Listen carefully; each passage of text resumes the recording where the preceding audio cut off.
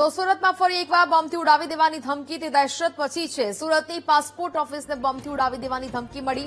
Email દ્વારા બોમ્બથી ઉડાવી દેવાની ધમકી મળી છે। પોલીસ અધિકારીઓ પાસપોર્ટ ઓફિસ ખાતે પહોંચ્યા। બોમ્બ સ્ક્વોડ દ્વારા સમગ્ર પરિસરમાં તપાસ હાથ ધરવામાં આવી।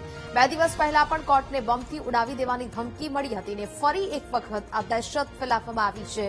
હવે સુરતમાં ફરી એક વખત બોમ્બથી ઉડાવી દેવાની ધમકી સુરતની પાસપોર્ટ ઓફિસને મળી છે, જેના ઈમેલ દ્વારા બોમ્બથી ઉડાવી દેવાની ધમકી મળતાની સાથે તપાસ છે તે વિવિધ એજન્સીઓ દ્વારા કરવામાં આવી રહી છે। બોમ્બ સ્ક્વોડ ઘટના સ્થળે પહોંચી તપાસ હાથ ધરવામાં આવી છે।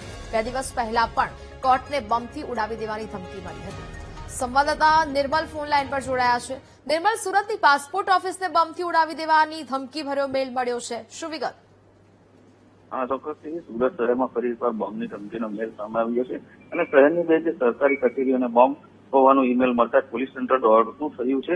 સુરતના નનપુરા સ્થિત પોસ્ટ ઓફિસ અને પીપલોદ સ્થિત પાસપોર્ટ સેવા કેન્દ્રને બોમ્બ હોવાનો ઈમેલ મળતા ચકચાર મચી જવા પામી છે। ઈમેલ મળતાની સાથે પોલીસને જાણ કરવામાં આવી હતી। સ્થાનિક police, bomb disposal squad, dog સ્ક્વોડની ટીમો તાત્કાલિક બંને સ્થળે પહોંચી હતી અને સમગ્ર વિસ્તારને સુરક્ષાના ઘેરામાં લઈને સઘન તપાસ હાથ ધરી હતી। પ્રાથમિક તપાસ દરમિયાન કોઈ શંકાસ્પદ વસ્તુ મળી આવી નથી। જોકે પોલીસ દ્વારા ઈમેલ ક્યાંથી મોકલવામાં આવી છે, તેની પાછળ કોણ જવાબદાર છે તે દિશામાં પણ તપાસ શરૂ કરવામાં આવી છે। ખાસ બાબત છે કે અગાઉ પણ આ બંને કચેરીઓને બોમ્બથી ધમકી મળ્યો ઈમેલ મળી ચૂક્યો છે અને 2 દિવસ પહેલા સુરત કોર્ટને પણ આવો ધમકી ભર્યો મેલ મળ્યો હતો। વારંવાર આવી ધમકીઓના કારણે સુરક્ષા એજન્સીઓ છે તે વધુ સતર્ક બની છે।